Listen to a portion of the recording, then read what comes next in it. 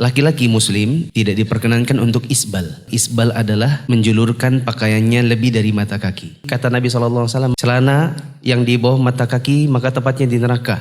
Orangnya maksudnya. Nabi SAW pernah melewati seorang sahabat Nabi yang Nabi SAW melihat bajunya di bawah mata kaki. Maka Nabi pegang setengah betisnya. Nabi bilang tempatnya baju laki-laki di sini. Anggaplah ini tangan saya, ini kaki. Maka Nabi pegang setengah betis. Kemudian beliau bilang, bila enggan maka tidak hak yang lebih dari ini dipegang pas di mata kaki. Itu menunjukkan bahwa laki-laki tempatnya celananya paling ujung adalah di atasnya mata kaki. Seorang laki-laki yang lain pernah ditegur yang mirip-mirip oleh Umar. Umar bilang, Fulan kamu haid. Maka Fulan ini mengatakan, mana ada laki-laki haid? Maka Umar mengatakan, tapi bajumu baju dengan syariat perempuan. Maksudnya Umar adalah, tapi bajumu di bawahnya mata kaki. Sementara di bawah mata kaki itu syariat buat perempuan. Maka kemudian Umar minta untuk diambilkan alat pemotong, lalu kemudian dipotong sampai benang-benangnya terurai. Itu menunjukkan bahwa syariat buat perempuan di bawah mata kaki. Sedangkan syariat bagi laki-laki maksimal di atas mata kaki. Sebagian orang ada yang mereka tahu bahwa ada dalil-dalil dan hadis-hadis yang banyak tentang larangan isbal. Ancaman-ancaman terhadap laki-laki yang celananya di bawah mata kaki ada banyak. Tapi mereka tidak mau menjalankannya karena banyak faktor. Faktor pertama adalah faktor syahwat. Syahwat itu artinya apa? Karena mengikuti hawa nafsu. Malu. Mereka bilang nanti dibilangin orang kebanjiran. Ini faktor syahwat. Saya dengar langsung dari seorang bapak-bapak. Teman-temannya semua dari minggu lalu setelah kajian langsung potong celana. Bapak itu tidak mau. Nah ini beliau ketika ditanya kenapa bapak tidak mau potong celana seperti bapak-bapak yang lain. Karena kantornya bareng. Itu mereka sama-sama petinggi bandara. Alasannya kenapa? Enggak ada. Pokoknya saya nggak mau aja. Bagaimana dengan hadis yang kemarin? Ya saya belum bisa menerima aja. Sudah banyak dalilnya dia dengar. Dia tolak hanya dengan alasan pokoknya saya nggak mau aja. Berarti ini apa namanya? Syahwat. Sesuatu yang sangat mungkar. Faktor yang kedua, orang tidak mau potong celananya, tidak mau di atas mata kaki karena syubhat. Syubhat itu artinya ada sesuatu yang mungkin samar-samar, dia pikir itu benar padahal salah. Ada yang bilang kalau memang tidak boleh isbal, kenapa kita pakai kaos kaki? Maka jawabannya kaos kaki itu adalah penutup kaki. Berbeda dengan pakaian yang di atas itu penutup bagian atas. Yang satunya alas kaki, yang satunya penutup bagian atas. Perbedaan yang kedua, baju, gamis, celana, sarung, itu semua adalah menjulur dari atas ke bawah. Sedangkan kaos kaki, makainya dari bawah naik ke atas. Maka tidak bisa menyamakan dua hal yang beda. Kebiasaan orang yang suka mendengarkan syubhat adalah menyamakan yang tidak sama. Seperti syair dibilang musik, ayat Injil dibilang mirip ayat Quran. Itu kan kemudian membuktikan tentang orang yang kepalanya banyak dengan syubhat. Karena menyamakan yang tak sama. Syubhat yang kedua, mereka bilang tapi kan yang masuk neraka itu bajunya aja. Kita katakan tidak mungkin bajunya saja. Karena tidak dikenakan azab pada benda. Tetapi pada kita pelakunya. Apa hukumnya rokok? Hukumnya rokok nggak ada. Kalau hukumnya membuang rokok, harus buat orang yang sudah ngerokok ya buang rokok. Kalau hukumnya merokok, menghisap rokok, baru ada hukumnya.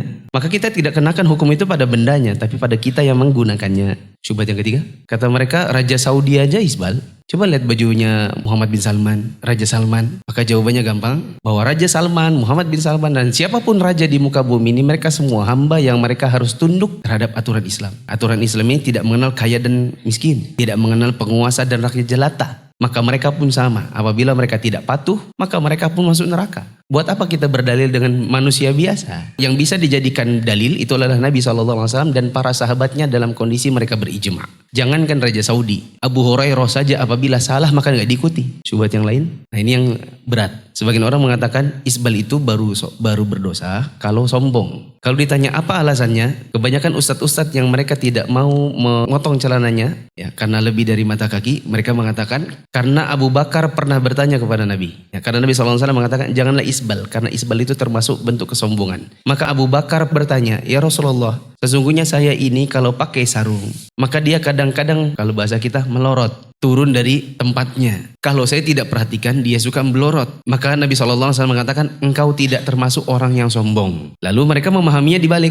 Oh berarti kalau tidak sombong itu tidak apa-apa. Berarti celana, baju, jubah itu kalau di bawah mata kaki bagi laki-laki. Kalau tidak sombong maka tidak apa-apa. Bagaimana cara menjawabnya? Cara menjawabnya adalah kita lihat bagaimana perkataan Abu Bakar tadi. Abu Bakar bilang, ya Rasulullah, sesungguhnya kalau saya tidak perhatikan sarung saya melorot. Kalau dibalik berarti kalau Abu Hurairah memperhatikan maka sarungnya terjaga di tempatnya. Artinya tidak isbal. Maka ini kondisinya berbeda dengan orang yang seperti di zaman sekarang. Mereka di bawah mata kaki celananya bukan karena tidak memperhatikan, melainkan karena sengaja. Kita memang sengaja kok. Waktu beli celana, waktu jahit celana, memang sengaja maunya di bawah mata kaki. Bahkan ada yang memang punya prinsip celananya harus di bawahnya tumit. Jadi bagus kalau terinjak-injak. Apalagi kalau bahannya jeans. Nanti lama-lama dia koyak, orang bilang belel, nanti lama-lama jadi keren. Memang orang menyengaja. Kita kalau berdalil dengan perbuatan Abu Bakar maka tidak cocok. Karena Abu Bakar itu mengatakan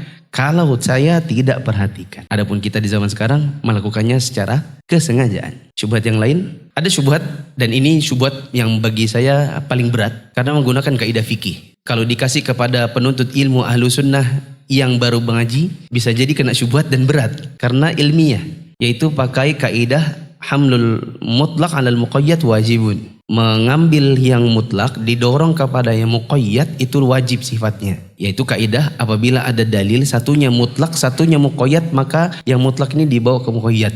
Yang umum adalah dalil-dalil tentang isbal tanpa sombong. Sedangkan yang muqayyad adalah ditakyid dengan sombong. Lalu mereka mengatakan maka hadis ini dibawa kepada yang sombong. Berarti hanya berlaku apabila yang sombong. Yang tidak sombong maka tidak berlaku hadisnya. Kata Syekh Utsaimin, hanya bisa dilakukan hamlul mutlaq ala muqayyad kalau sebabnya sama. Tapi kalau sebabnya berbeda maka hukumnya juga berbeda. Yang satu sebabnya adalah tanpa kesombongan, yang satu lagi karena kesombongan. Maka Nabi SAW memaksudkan ada kalanya orang diazab karena isbal meskipun gak sombong. Ada kalanya orang diazab karena isbal dan itu karena sombong. Dua hal yang berbeda. Adapun yang isbal tanpa kesombongan maka sebagaimana hadis Nabi SAW yang umum. Nabi bilang ma asfala mina ka'baini fa finnar. Pakaian yang lebih dari 2 mata kaki maka tempatnya di neraka, maksudnya orangnya. Ini tanpa kesombongan.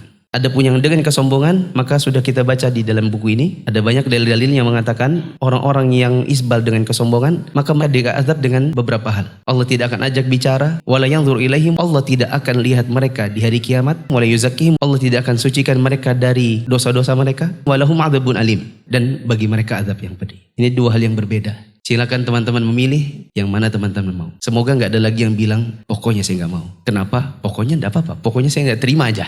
Karena saya khawatir orang-orang yang demikian itu mendapatkan azab dari Allah. Pernah terjadi suatu hari seorang laki-laki berbicara dengan Ibnu Abbas tentang hukum seputar manasik haji. Kemudian Ibnu Abbas mengatakan Rasulullah bersabda begini. Laki-laki itu menentang perkataan Nabi. Dia mengatakan tapi Abu Bakar sama Umar berpendapat begini. Paham ya? Ketika berdiskusi Ibnu Abbas bawakan hadis Nabi. Sedangkan orang ini membantah perkataan Nabi dengan membawakan perkataan Abu Bakar dan Umar. Yang kita yakin gak mungkin Abu Bakar Umar itu menentang Nabi. Mungkin dianya aja yang salah paham. Maka kata Ibnu Abbas apa? Seolah-olah aku melihat ada bintang dilempar ke kepalamu dari atas langit. Ku katakan Nabi bersabda, kamu tentang dengan perkataan Abu Bakar dan Umar. Ini tadi kita bicara tentang hadis-hadis berkenaan dengan isbal. Lalu ada orang berkata, saya nggak mau. Kenapa? Pokoknya nggak mau aja. Ini bukan lagi ditentang dengan perkataan Abu Bakar dan Umar. Ditentang dengan perkataannya dia sendiri. Kita menentang perkataan Nabi dengan perkataan Abu Bakar dan Umar. Kata Ibnu Abbas, sepertilah kamu dilempar dengan bintang atau batu dari langit. Ini kau tentang perkataan Nabi dengan perkataanmu sendiri. Saya tidak tahu apa yang dilempar dari langit untuk dirinya.